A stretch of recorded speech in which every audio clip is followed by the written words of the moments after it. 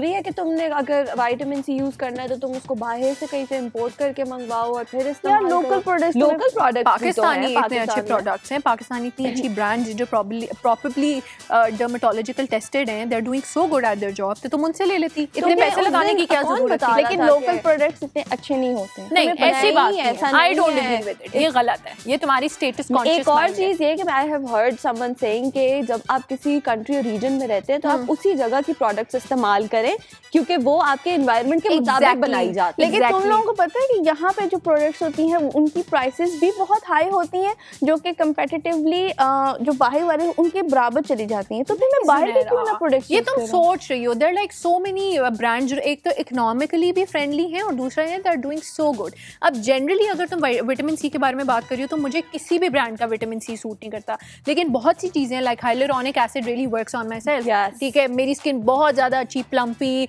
वो कहते हैं ना रिजुवेनेट हो जाती है, बट इट्स सो गुड। अच्छा, लेकिन ये बताओ कि मैंने तो सनब्लॉक जो है बहुत पहले यूज़ करती थी, तो मुझे लगता है कि उसका कोई ख़ास इफेक्ट नहीं होता है। वो ये है कि आपकी फर्दर स्किन डैमेज को रोकता है, आपकी एजिंग स्लो डाउन करता है। जब आप धूप में, गर्मी में, एनवायरनमेंट में बहुत ज़्यादा आपका एक्सपोजर होता है तो आपकी स्किन ख़राब होने लग जाती है, रिंकल्स आना शुरू हो जाते हैं, छाइयाँ आना शुरू हो जाती हैं।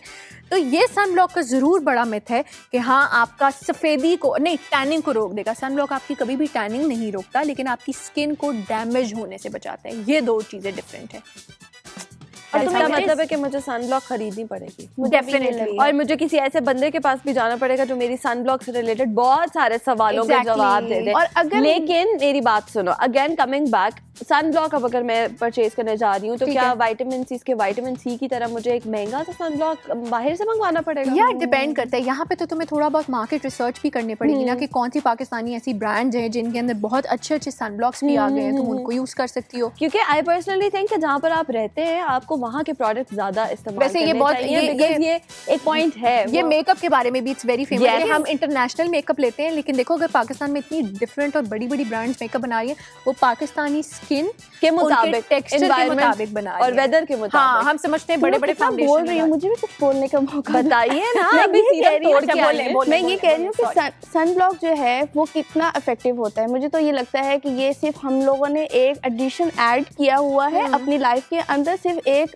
एज अ चार्म और लोगों को दिखाने के लिए कि हमारे इतने पास इतने सारे प्रोडक्ट्स हैं, लेकिन एक्चुअली में इसको कोई इफेक्ट नहीं है। आप लगाओ ना लगाओ तो भी आपकी स्किन बहुत अच्छी लगती है। सुनैना, ये तुम्हें पता है कि एक तो ये कि ऑब्वियसली मैं एक डॉक्टर तो नहीं हूँ जो मैं तुम्हें इतनी ज़्यादा इस बारे में नॉलेज दे सकूँ, लेकिन ये चीज़ है कि हाँ आप इतनी इंटेंसिव स्किन केयर ना करें जैसे मैं करती हूँ। दैट्स टोटली अंडरस्टैंड, क्योंकि तुम तो इतना मेकअप करती भी नहीं हो। मैं तो डेफिनेटली मेकअप ट्यूटोरियल्स बनाने हैं, इस तरह करना है, मेकअप आर्ट्स रिचुअल आपको करना पड़ता है, लेकिन तुम बेसिक चीज़ें रखो जिससे सनब्लॉक होना बहुत इंपॉर्टेंट है। एंड अगर तुम कोई सिरम भी यूज़ कर रही हो तो तुम देखो क्या वो सिरम तुम्हें तुम्हारे ऊपर सूट करे, तुम्हें यूज़ करना सही